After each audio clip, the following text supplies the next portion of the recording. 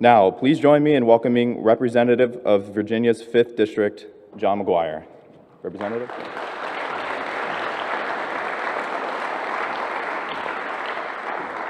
Well, it's an honor to be here at UVA, and it's an honor to represent Virginia's 5th Congressional District in Congress.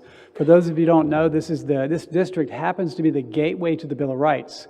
As we get ready to celebrate 250 years of our republic next year, I thought it would be fitting to remind you guys, in this district, we have many of our founding fathers. We have Thomas Jefferson, Patrick Henry, James Madison, and James Monroe, and many other historic sites. When I was 5 years old, I was abandoned, and the police found me and my sister and went into the foster care system. My Aunt Mary said that when they found me, I don't remember this, she said I had stepped on a nail and one foot was twice the size of the other, and I was covered in dirt. And the reason I tell you this is Charlie Kirk believed in the greatness of our country. It's the greatest country in history, where we have lifted more people out of poverty, given more people freedom and opportunity than any other country in history. And it's a country where this statement is true, and we hope it's true for future generation. And that statement, I always say, isn't it great? We live in a country where a man or a woman can work hard and achieve just about anything.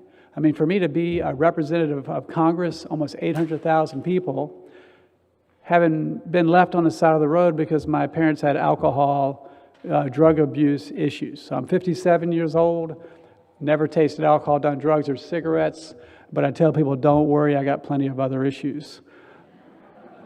Like 29 broken bones. You know what that means? It means I've had more fun than you. But Charlie Kirk wasn't killed for who he was. He was assassinated for what somebody thought he was.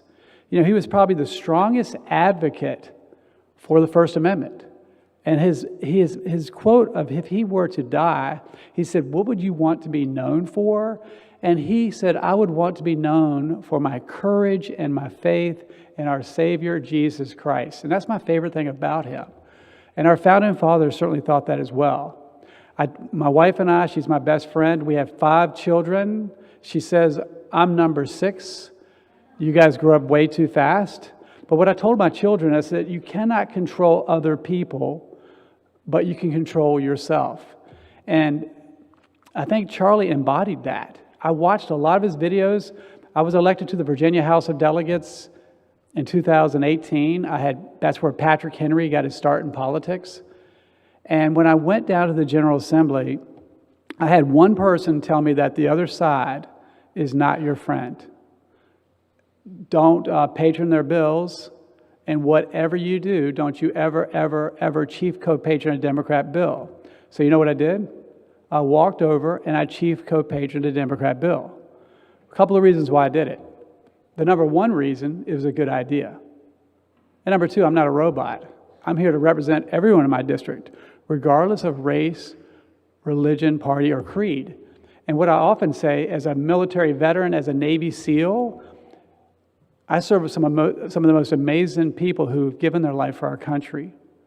And what we owe to the men and women of every background who died so that we can be here right now today is to live a life worthy of their sacrifice. And if you were watching any of the dialogue that we have, I often say, if somebody saved your life on the battlefield, you wouldn't care if they were male or female, you wouldn't care if they were pink or blue, Democrat, Republican, or independent, we're all in this together. And you know, I had the highest award for conservatism in the state of Virginia in the state Senate before I went to Congress this year.